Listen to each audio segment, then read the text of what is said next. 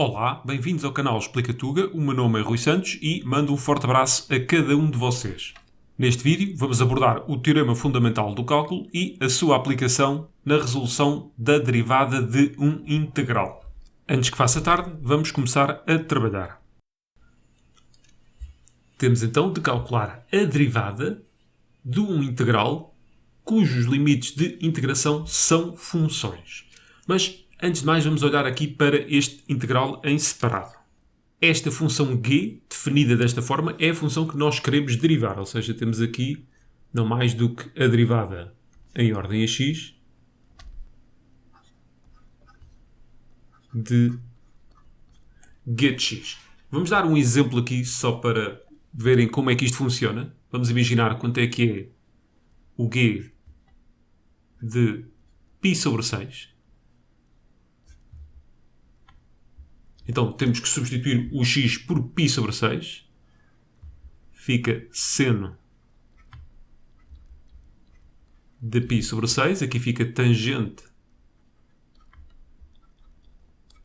de π sobre 6 de raiz de 1 menos t quadrado dt.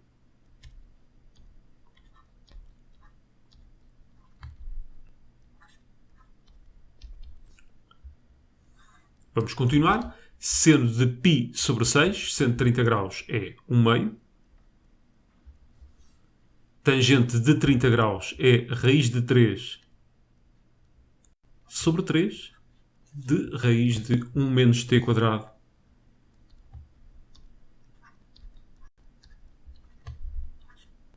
dt, que há de dar qualquer coisa. Então, para cada abscissa, nós vamos calcular um determinado integral. Agora, pensem no seguinte. Quanto é que será, por exemplo, g de π sobre 3? Notar aqui que seno de π sobre 3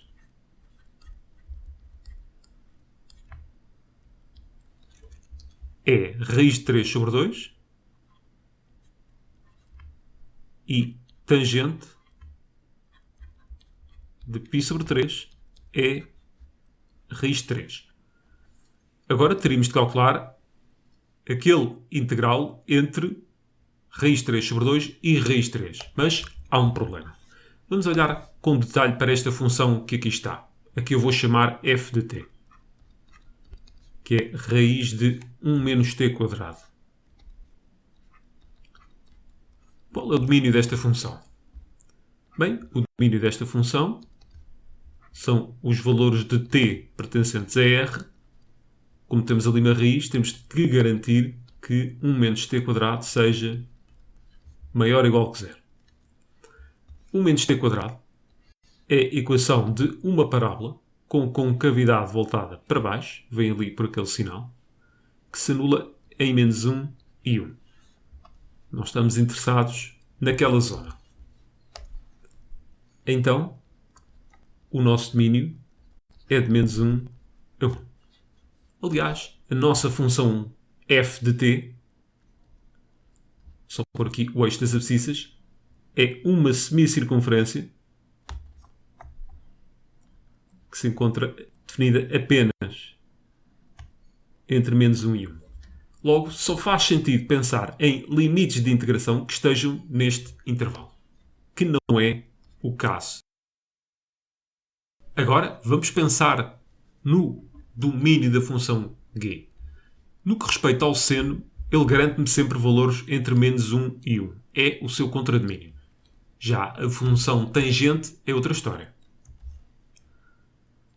Nós sabemos que tangente de 45 graus, ou seja, de π sobre 4, é 1. Então, por exemplo, para um intervalo de 0 a 2π,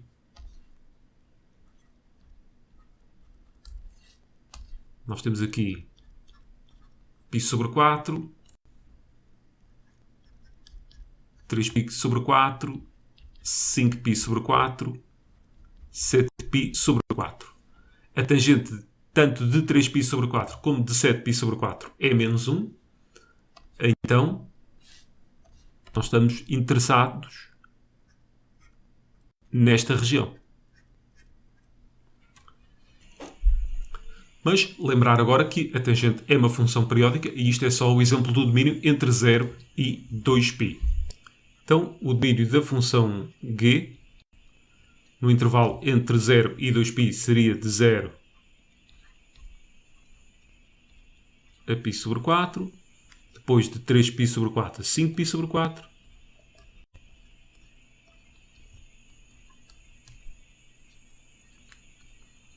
depois de 7π sobre 4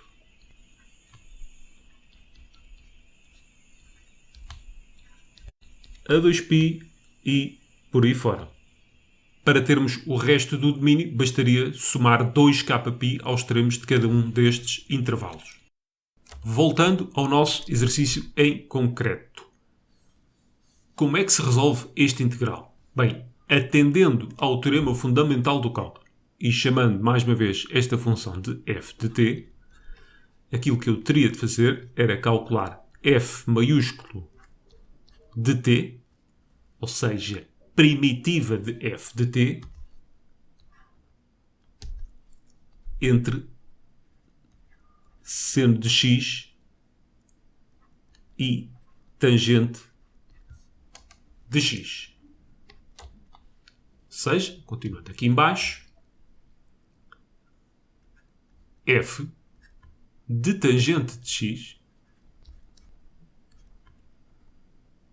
menos f de seno de x. E é essa função que eu vou querer derivar.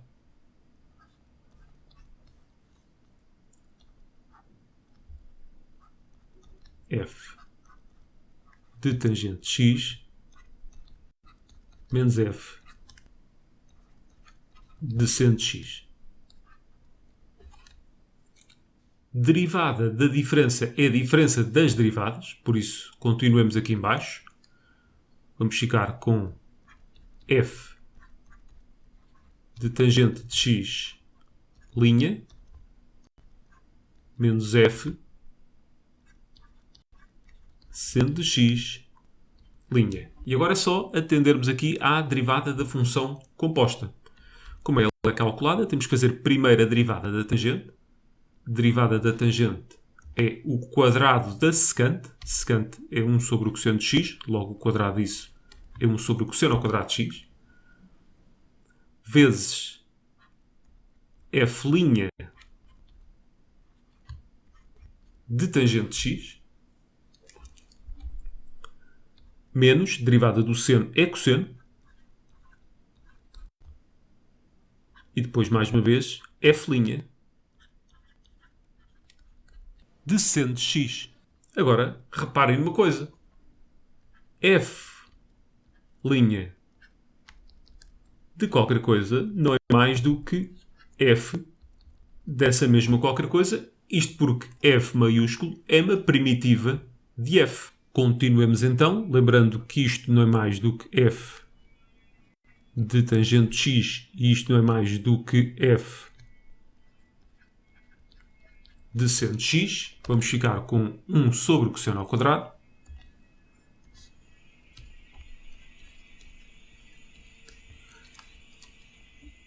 F de 5 é substituir o t por 5. F de tangente de x não é diferente disso. É substituir o t por tangente ao quadrado de x.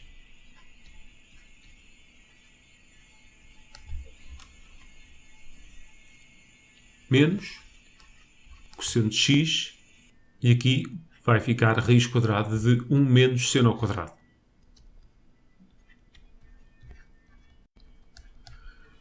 Façamos aqui uma pausa porque facilmente isto depois se pode extrapolar para outras situações. Ou seja, derivada do integral, basta fazer a derivada daquilo e depois substituir aquilo na função, menos derivada disto e depois substituir isto na função. Voltando aqui, eu não vou mexer para já no 1 sobre o cosseno ao quadrado. Mas aqui vamos ter de fazer qualquer coisa.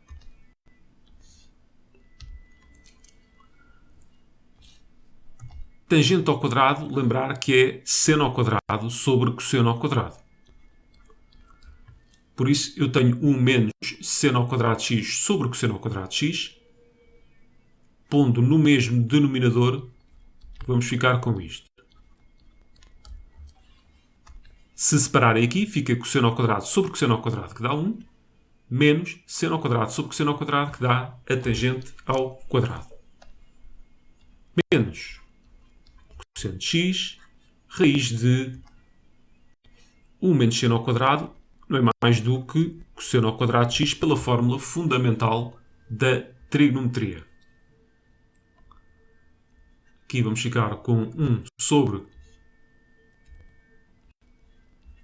cosseno ao quadrado de x. Aqui vou fazer raiz em cima, raiz em baixo. Raiz de cosseno ao quadrado é cosseno de x. E aqui, lembrar uma coisa, cosseno ao quadrado de x menos seno ao quadrado de x é não mais do que cosseno de 2x. E aqui vamos ficar com cosseno ao quadrado de x. Só dar um último jeito a isto. Raiz de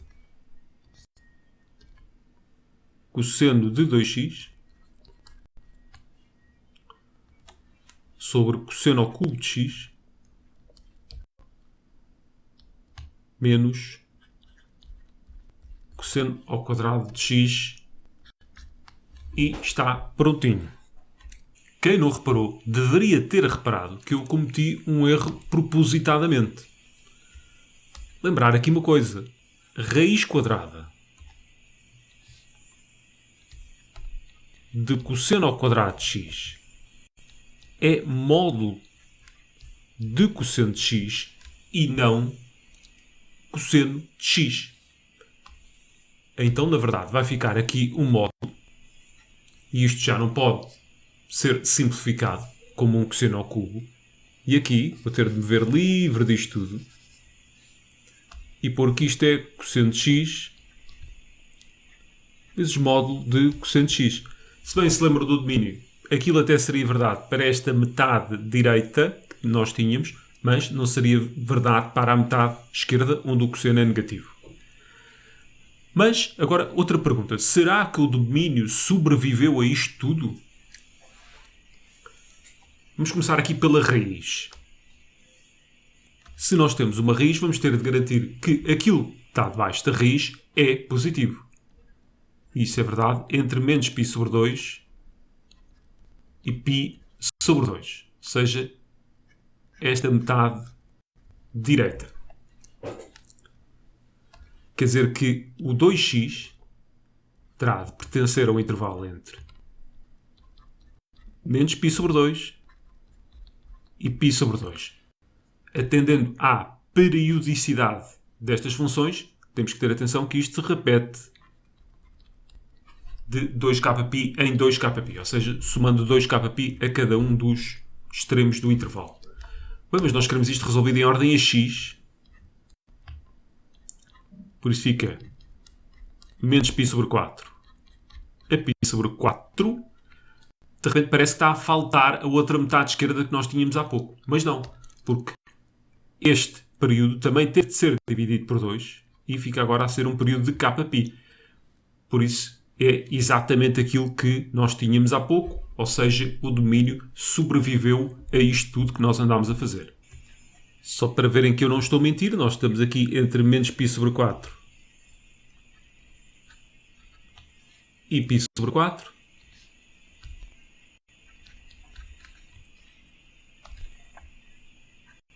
Definindo esta região aqui, se rodarmos isto tudo uma volta inteira, este vem parar aqui,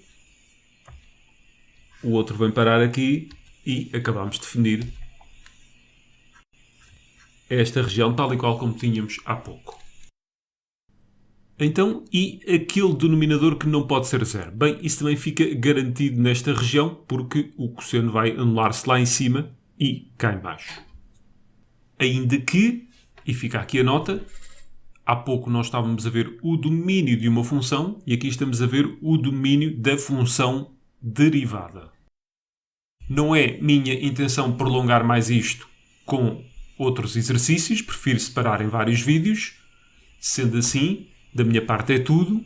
Façam a subscrição do canal, deixem um like no vídeo, ativem as notificações para estarem sempre em cima do acontecimento. Beijinhos, abraços e apertos de mão.